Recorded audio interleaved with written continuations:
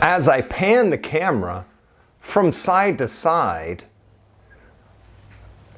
you can see that the panels with that cellular design are really doing a really good job. Can insulating your garage door really help keep it cooler in the summer and warmer in the winter? How much would it cost? How much weight does it add? Can it make your garage door more quiet? Today, I'll try to answer those questions and maybe a few more.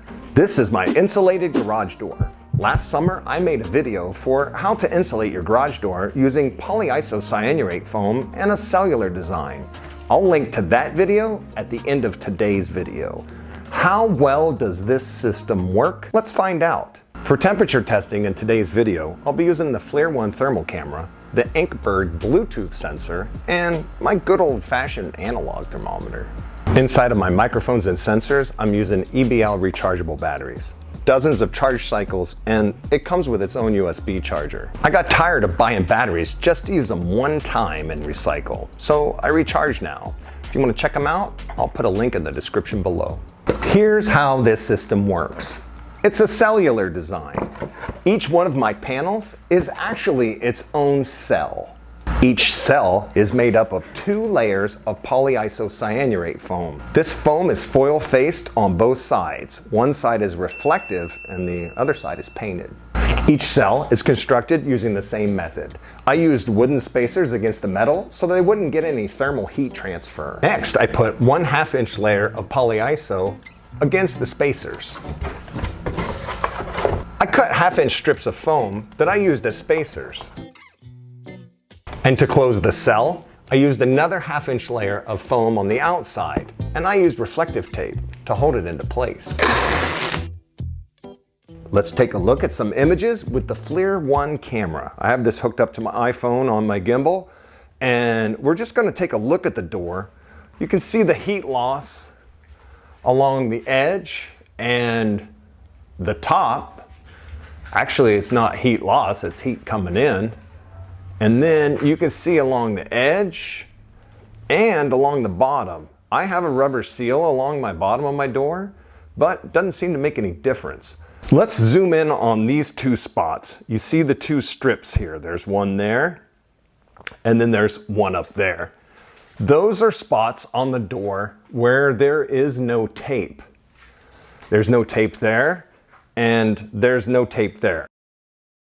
As I pan the camera from side to side,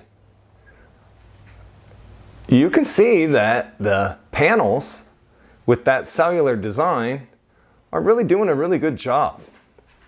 So the thermal imaging is really clear. You can see where it's leaking and where it's not leaking, more importantly. So let's compare that to the ceiling. There's the ceiling of the garage. The garage is, of course, not insulated up there. All right, let's do a little experiment. Let's see what happens when I take one of these panels out.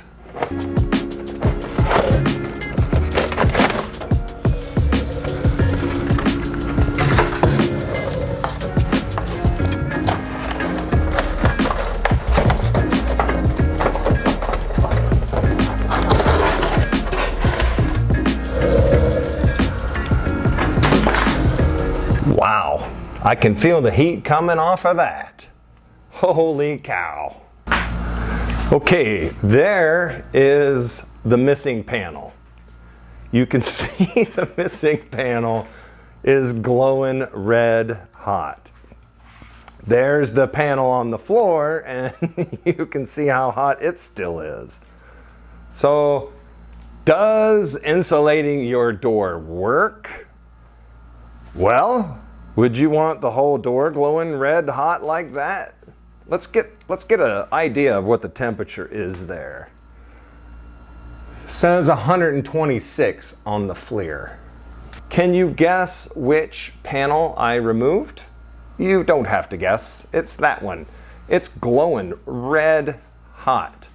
And down here is the panels I just took out. They're still glowing orange.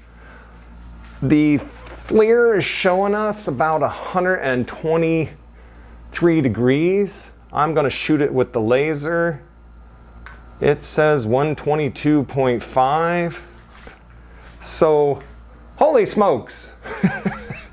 All right, just for fun, I thought I would bring this camera outside and we could see what is going on with the door. Look in the center. You can actually see where I took out the insulation on the panel. How crazy is that? What are some takeaways from the thermal imaging? That's hot and that's not. That is 90.5 degrees. And let's see what the missing panel is reading.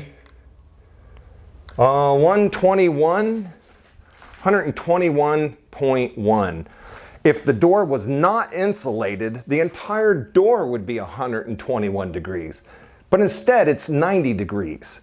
Inside my garage today, we're at about 91 degrees on the thermometer. Outside, I have my Bluetooth thermometer. The Bluetooth sensor is in the bushes. And right now, outdoors, it's 104.16 degrees. So inside the garage, we are about 15 degrees cooler than the outside temperature in the shade. To be clear, insulating your garage door will not make your garage warmer or colder. It will help block whatever temperature is outside. The biggest benefit that I've found is when I'm trying to heat my garage in the winter, or if I'm trying to cool it in the summer, it does a much better job. Just look at these temperatures with my swamp cooler running. I could never get these temperatures before I insulated.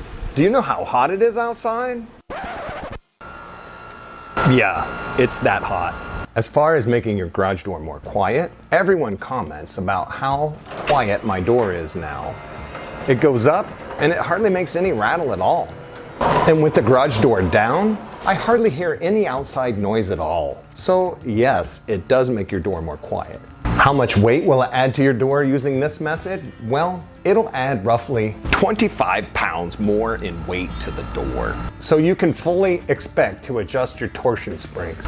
Just make sure you have it done by a professional. Here's the cost breakdown. At the time of this video, 8 sheets of polyiso, $139. $52 for the pine lattice, $26 for the tape, totaling $217 versus $193 for conventional EPS Styrofoam. When you're weighing out the many options for insulating your garage door, I hope you'll give this method a try. Here's the original video that I made last summer. I'm glad you watched, and I hope you'll watch again. I can feel the heat coming off of that. Holy cow. Imagine if the entire door was like that.